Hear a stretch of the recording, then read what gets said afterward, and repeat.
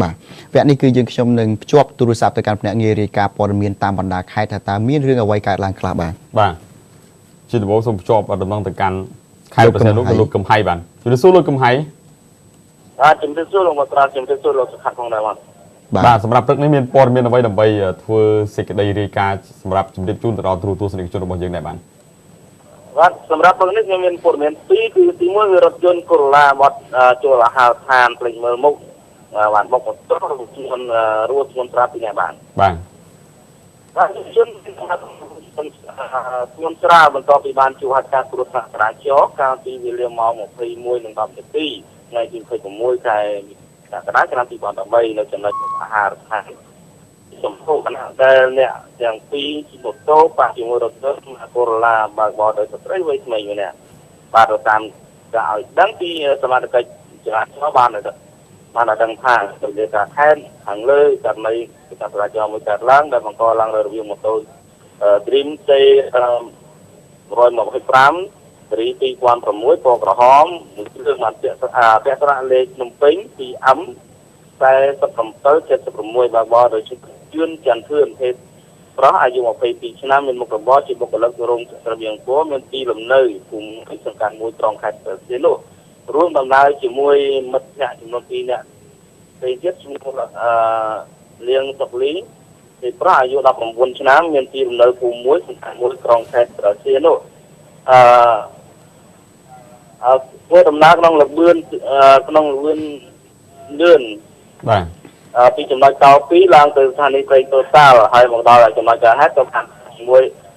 រថយន្ត Corolla ពណ៌ប្រផេះជាក្លាលេខភ្នំពេញ 2M បរដោយស្ត្រីវ័យក្មេងម្នាក់ឈ្មោះសុក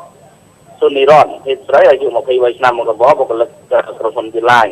មានទីនៅក្រុមទី 19 ភូមិ 3 សង្កាត់ 3 ប្រខេត្តព្រះសីហនុដែលបានធ្វើដំណើរពីបងមកជើងហើយបាត់ឆ្លងផ្លូវចូលអាហារដ្ឋានទៅបណ្ដាលឲ្យយុវជនរងវងរੂធ្ងន់បើតាមសាកសីនៅកន្លែងកើតហេតុបាននិយាយថានៅមុនកើតហេតុគឺឃើញរថយន្ត Corolla បាត់ចូលមានបំណងបាត់ចូលនៅអាហារដ្ឋានក៏ប៉ុន្តែដោយតាមលេខមើលខាងមុខក៏បានខ្វះជាមួយម៉ូតូពេញទំហឹងបាទការដោះស្រាយយ៉ាងម៉េចដែរលោកហេតុភាគីរបស់រថយន្តត្រូវបានហៅមនុស្សប្រុសជាចំនួន 3 នាក់ប្រព័ន្ធការគុំនៅកន្លែងកាថាក៏យកទន្ចេញហើយក៏បានគាត់សំដីជាមួយសមាជិកចរាចរណ៍ទៅស្ៅដោយសារតែពួកគេអាចជាកូនអ្នកមានទ្រព្យធនបានបាទហើយរឿងទី2ពាក់ព័ន្ធនឹងរថយន្ត Foreigner បាទតិចម៉ូតូបានប្រឡាក់ផ្ងាយជើងដង្ហើមមកក្នុងព្រឹកពុះទ្រុំចែកផ្លូវបាទជាងមកទៅចំនួន 4 នាក់បានរត់ផុតពីជីវិតបន្ទាប់ពីបានជួបហេតុការណ៍គ្រោះថ្នាក់ចរាចរណ៍ដល់រំភើបមួយកាលពីវេលាម៉ោង 4:30 នាទីជាភ្លឺថ្ងៃទី 28 ខែកក្កដាឆ្នាំ 2013 នៅលោកចាស់សំណាក់អភិរាជខេត្តកំពង់ 3 សង្កាត់ 4 ក្រុងខេត្តព្រះសីហនុបាទតាមការឲ្យដឹងពីសមាជិកក្រុមចរាចរណ៍បានដឹងថាគ្រោះថ្នាក់ចរាចរណ៍នេះបង្កឡើងដោយរថយន្ត Foreigner ពណ៌ទឹកប្រាក់ជាក្លាលេខភ្នំពេញ 2B85 បើកបរដោយឈ្មោះ Olivici OBOH ភេទប្រុសអាយុ 30 ឆ្នាំជាជាតិប្រេស៊ីលស្នាក់នៅក្នុងក្រុងភ្នំពេញរួមដំណើរជាមួយជនបរទេស 3 នាក់ផ្សេងទៀតក្នុងនោះស្រី 1 ប្រុស 2 ធ្វើដំណើរពីជើងមកត្បូងនឹងលបឿនមួយយ៉ាងលឿនហើយមកដល់ចំណុចកើតហេតុបរិយាចង្កូតទៅបុករបាំងថ្មចែកផ្លូវអស់ចំនួន 5 ស្ទាំងគឺប្រឡាក់ផ្ងាយជើងឡើងលើតែសំណាងល្អពុំមានគ្រោះថ្នាក់ដល់មនុស្សណាម្នាក់ឡើយទោះបីតែបែកក្បាលក៏ពុំមានដែរបាទឥឡូវយ៉ាងម៉េចដែរដោះស្រាយយកចេញពីកន្លែងកើតហេតុអស់ហើយណាបាទរថយន្តត្រូវបានសមាជិកទីចេញពីកន្លែងកើតហេតុហើយ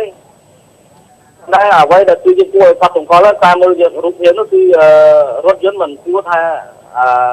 មនុស្សដែលនោះគឺរួចផុតជីវិតទេគឺបាក់ពីត្រឡប់ពីត្រឡប់មុននឹងថ្ងៃជាងតាមបាក់ស្អីបាទក៏ខ្ទេចអស់ហើយប៉ុន្តែមនុស្សអត់អីសូម្បីតែរបួសគឺអត់មានទៀតណាពិតជាអាចនិយាយថាសំណាងក៏បានដែរលោកមិនអញ្ចឹងណាប្រព័ន្ធគ្រោះថ្នាក់បាទអរគុណច្រើនលោកកំហៃបើតាមសាកសីដែលបានគេហេតុការណ៍ជាក់ស្ដែងថាក្នុងព្រោះតែនេះគឺបីដូចជាថតប៉ុនអញ្ចឹងគាត់ក្រោយក៏ឃើញរូបភាពនេះគឺថតប៉ុនអញ្ចឹងមកដល់ចំណុចកើតហេតុគាត់ថាគាត់ជិះពីក្រោយរថយន្តនេះដល់ពេលមកដល់ចំណុចកើតហេតុឃើញរថយន្តនេះបានរេតិចម៉ូតូមួយដែលជិះដឹកមនុស្ស 3 នាក់ ដល់តែតិចហើយលឿនហើយលឿនពេករថយន្តForeigner ជារថយន្តរៀនពួនយកក៏បានបោកត្រឡប់វិញមុនត្រឡប់មុននឹងការជិះនេះបាទចូលថាឬគុំតែនឹងក៏ថាបាទមិនគេថាមិនរបួសខ្លួនឯងហើយអ្វីដែលសំខាន់ជាងនឹងទៀតគឺថាពេលដែលរាជកោតពេលដែលកលាប់ពី3ត្រឡប់ហ្នឹងវាអត់ប៉ះនឹងម៉ូតូដែលអ្នកធ្វើដំណើរផ្សេងទៅទៀតឬក៏ឡានដែលមកពីមុខមកពីក្រោយទៀតណាបាទអរគុណច្រើនគុំហើយជម្រាបលាបាទអរគុណច្រើនបាទជម្រាបលាបាទជម្រាបលាបាទអរគុណច្រើនអរគុណឥឡូវយើងភ្ជាប់ដំណឹងរបស់យើងទៅកាន់ខេត្តបាត់ដំបងជួបជាមួយនឹងលោកកាំងរីវិញម្ដងបាទជម្រាបសួរលោកកាំងរីបាទជំរាបសួរលោកបតានលោកសុភ័ណ្ឌបាទសម្រាប់ទឹកនេះមានព័ត៌មានអ្វីដើម្បីធ្វើសេចក្តីរាយការណ៍ដែរបាទ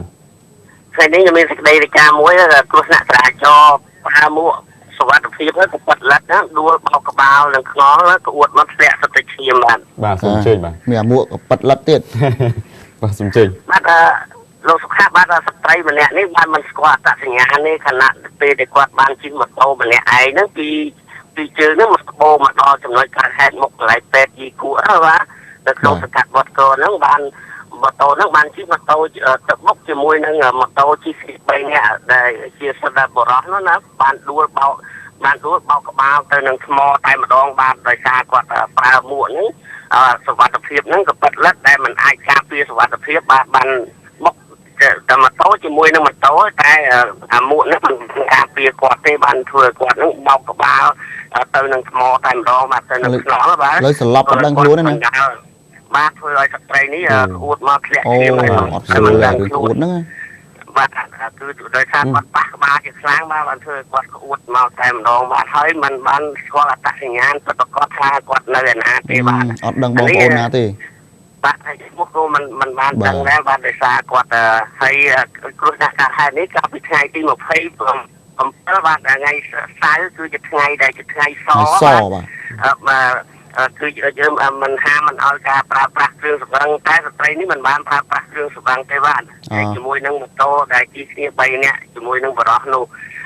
បរោះ3នាក់នោះតែបរោះ3នាក់នោះគឺគាត់នៅរបួសតិចតួចទេតែស្ត្រីរូបនេះគឺបានដួលបោកក្បាលទៅនឹងខ្នល់បាទលោកខាក់ឃើញក្នុងរូបនោះឃើញមួកគាត់ទៅគាត់ប្រើមួកពីលើទេតែប៉ាត់លិតហ្នឹងបាទវាមិនអាចការពារហ្នឹងខ្ញុំបានថាសូមឲ្យបងប្អូនប្រជាពលរដ្ឋទាំងអស់ហ្នឹងដែលប្រើប្រាស់មួកនេះគឺវាមិនបានប្រើប្រាស់បានប្រយោជន៍ទៅដល់ការពារសុវត្ថិភាពទេដូច្នេះដូចជាការពៀវនីវសូមកុំឲ្យគាត់ណាពាក្យយកសង្សារតែមិនបានជួយឲ្យការពារសុវត្ថិភាពខ្លួនយើងទេលោកកាំងរីកាត់តិចមើលតើស្ថានភាពរបស់នារីហ្នឹងយ៉ាងម៉េចទៅឲ្យមកដល់ពេលនេះដឹងទេបាទមកដល់ពេលនេះគឺស្ត្រីរបួសធ្ងន់ជាខ្លាំងគឺมันអាចនិយាយបានទេបាទគឺស្ត្រីនេះដោយសារគាត់ស្លាប់វង្វេងវង្វាន់ហើយដោយសារយើងមិនអាចព្យាយាមទៅយកអត្តសញ្ញាណបានដោយសារគាត់របួសខ្លាំងពេកកំពុងសម្រាប់ព្យាបាលនៅមន្ទីរពេទ្យយីគួរបាទអរគុណច្រើនបាទលោកសុខានេះជាការណែនាំសូមឲ្យបងប្អូនទាំងអស់ឲ្យប្រើមួកសុវត្ថិភាពគឺសុវត្ថិភាពមែនទែនគឺការពារក្បាលរបស់យើងនឹងឲ្យបានសុវត្ថិភាពកុំប្រើមួកកប៉ិតលិតអញ្ចឹងបាទអរគុណបាទសេចក្តីរាយការណ៍របស់ខ្ញុំមានប៉ុណ្នេះពីខេត្តបាត់ដំបងបាទអរគុណបាទអរគុណបាទទូរទស្សនិកជនជាទីមេត្រីអាមួកសុវត្ថិភាពខ្ញុំដឹងប្រាប់ថាម៉េចតើមានរូបបានប្រាប់អាមួកសុវត្ថិភាពប៉ុន្តែបងប្អូនលោកយល់ប៉ុន្តែជិះវាប្រើមួកកប៉ិតលិតដោយលោកកាំងរីរាយការណ៍ករណីបាញ់មិញមួកកប៉ិតលិតហ្នឹងយើងសម័យទៅវាដូចមួកកតាប់យើងអញ្ចឹងណាពីលើហ្នឹងបាទវាអត់មានឃ្លុំមុខឲ្យជិតបិទអាកាសអីនៅកន្លែងនេះឲ្យជិតអញ្ចឹងណាហើយសម្រាប់បងប្អូនដែលបាត់សមាជិកក្រុមគ្រួសារបាទហើយឃើញសភាពដូចស្ត្រីខាងលើដែលហងមាសរបស់យើងបានធ្វើការផ្សាយសូមអញ្ជើញតាក់ទងទៅកាន់ខេត្តបាត់ដំបងចុះព្រោះផ្លាកលេខម៉ូតូគាត់គឺ 1A បាទ94បាទ